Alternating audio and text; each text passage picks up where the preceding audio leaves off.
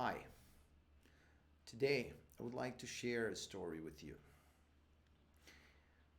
Well, this is a very important story to me, especially because, in a way, I could say it's someone who I have reconnected with recently. And I know it may sound strange to you in the beginning, especially when I tell you that this person that I'm going to talk about is my sister.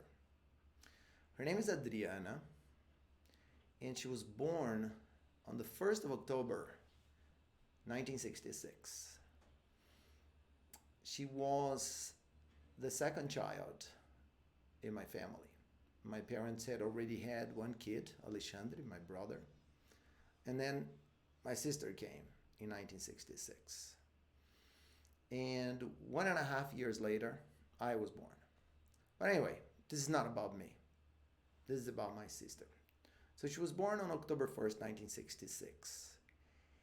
And my sister was an incredible person because when she was a child, so I grew up in a family with with four kids. So it was me, two brothers, and my sister. So I had three siblings.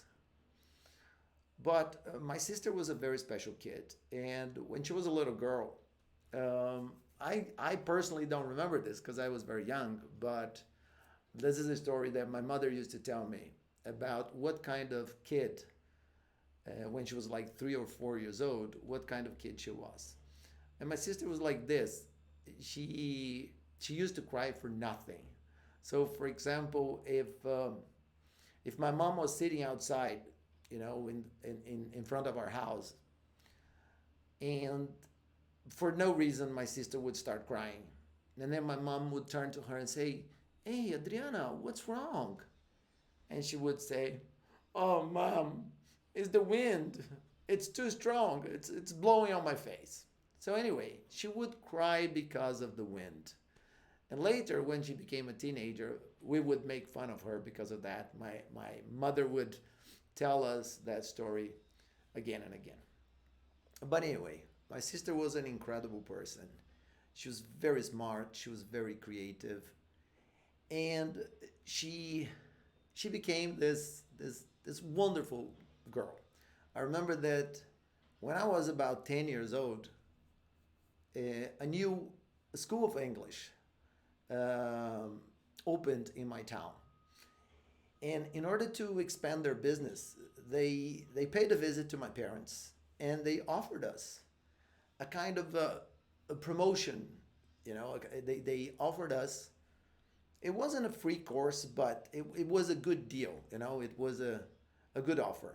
Basically, we would only have to pay for the didactic material that we would use, and my father would have to pay just for the didactic material. And for one semester, my sister and I could study in that school.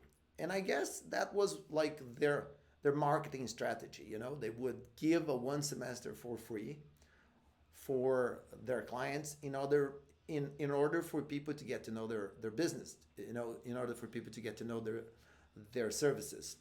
And my sister and I mean, I was like 10, 11 years old. My sister might have been 13.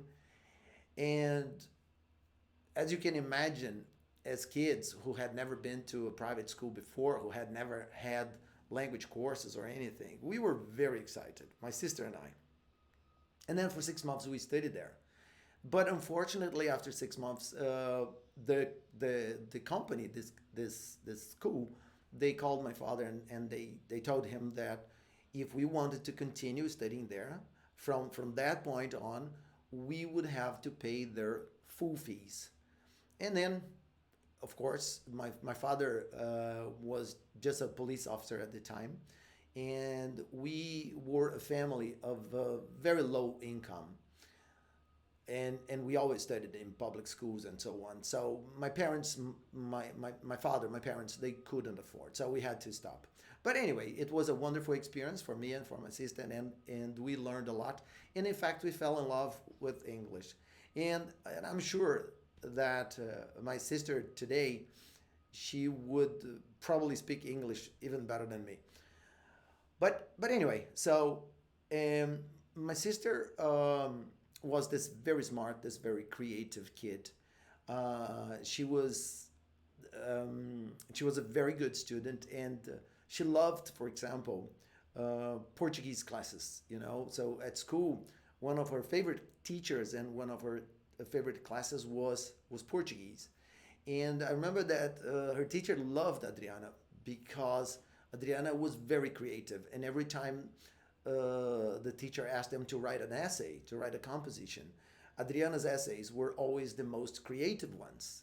And she would always ask Adriana to come to the front of the class and read aloud her compositions because I guess the teacher wanted on one hand to celebrate, you know, Adriana's victories, Adriana's success, but also she wanted perhaps the other kids to feel encouraged, to feel motivated, to make an effort, you know, to improve their writing as well. Well, whatever her objective was, she really liked Adriana's writing, and she always asked Adriana to come to the front of the class and read to them. And I remember hearing stories like that, and I remember I used to be very proud of her. Another thing that my sister was very good at was drawing. I remember that around this time, when she was 12 or 13 years old, she read a book called Pollyanna, which is a story of a girl who in the story has a very positive attitude to life. And my sister loved that book, and I think that I because I know about the story, but I'm not sure. I don't remember if I later saw the film or if I read the book myself. But anyway, I know that my sister did. She read the book, and she liked it so much that she made a sketch. You know, she got a blank piece of paper, and then with a pencil, she made a pencil sketch of the cover of that book, which was a picture of Pollyanna. You know, Pollyanna was a very cute little girl. You know, probably at the same time, of the same age, probably at the same age. So Pollyanna in the book, she was around 12, 13, maybe 14 years old too. So I guess my sister, in a way, she related a lot to the character.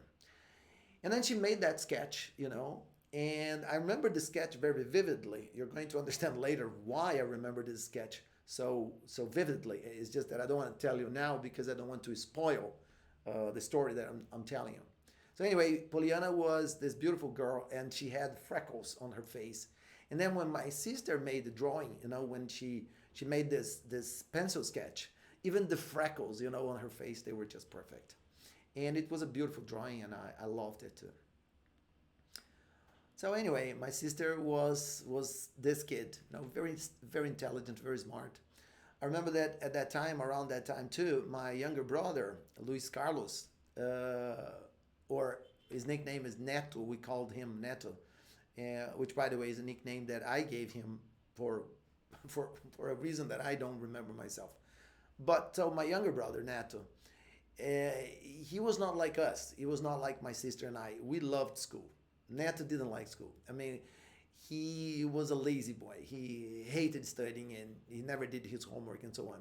So my sister became his private teacher. She would do his homework with him. She would teach him stuff, and and it was fun to see them together because my sister was very committed, and I'm sure that she would probably today be a teacher, right? I am almost sure that my sister would have had lots of kids, and she would have become a teacher, and a very good one. So anyway, so that was my sister at home and at school.